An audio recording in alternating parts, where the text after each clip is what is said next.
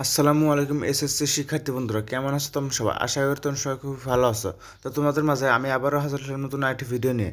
তোমাদের ভিডিওটির বিষয়বস্তু হচ্ছে তোমাদের এসএসসির পরীক্ষা হচ্ছে 10টি বই হবে নাকি তোমাদের আগের নিয়মে যে কয়টি বই নেওয়া হয়েছে ওই নিয়মে হবে এই বিষয়ে।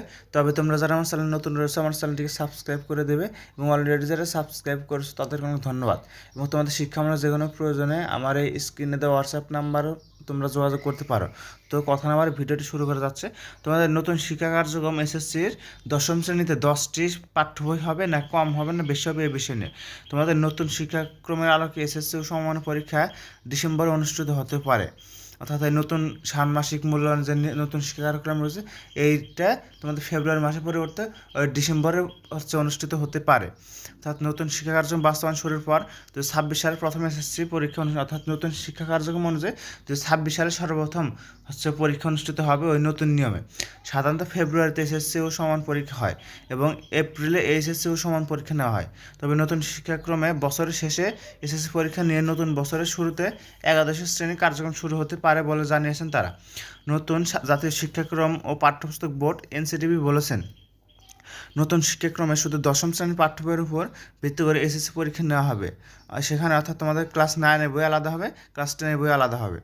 সেখানে লিখিত মূল্যায়নে 65% এবং কার্যক্রম ভিত্তিক মূল্যায়নে 35% রাখা হবে। অর্থাৎ তোমাদের লিখিত নেওয়া হবে 65%, 65 মার্কের, এবং তোমাদের মৌখিক এবং বিভিন্ন কার্যক্রম ভিত্তিক বিভিন্ন যেরকম বিভিন্ন চিত্র বিভিন্ন কিছু ওইটা তোমাদের 35 মার্কের নেওয়া হবে।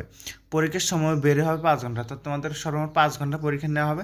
আগামী 31শে মের মধ্যে তা চূড়ান্ত করা হবে। অর্থাৎ তোমাদের আগামী 31শে মে সঠিকটা জানিয়ে দেওয়া হবে যে তোমাদের এই 5 ঘন্টা পরীক্ষা এবং তোমাদের 65 মার্কের লিখিত এরকম হবে কি না এই বিষয়ে।